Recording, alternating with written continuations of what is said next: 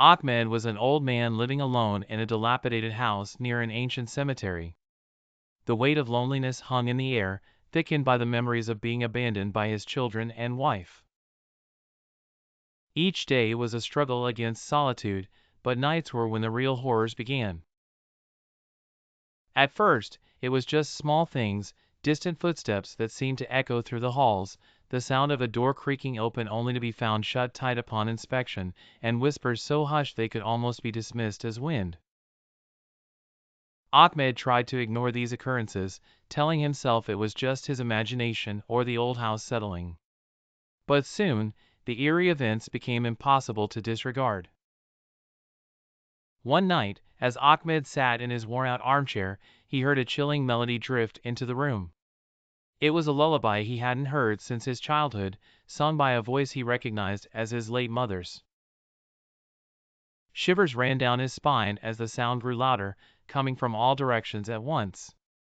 He tried to turn on the lights, but the power flickered and died, plunging the house into darkness. With a shaking hand, he lit a candle and made his way through the house, the shadows dancing around him as if they had a life of their own. In the kitchen, he found the source of the music, a dusty old music box that had belonged to his mother.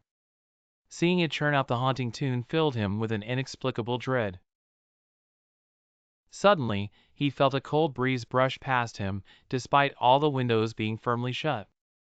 The temperature in the room dropped instantly, and Ahmed could see his breath misting in the faint candlelight. He hurried back to his bedroom, hoping to seek refuge under the blankets.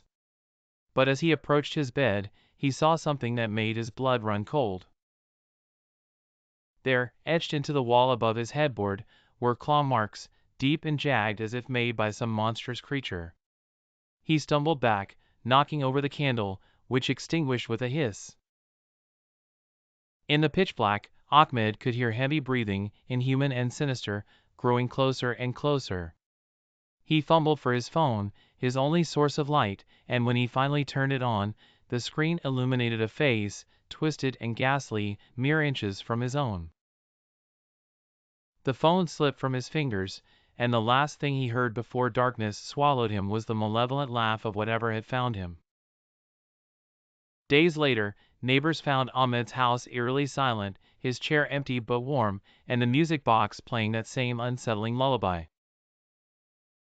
Ahmed was never seen again, but some say on dark, quiet nights, you can still hear his anguished whispers mingling with the wind, pleading for the family that had abandoned him.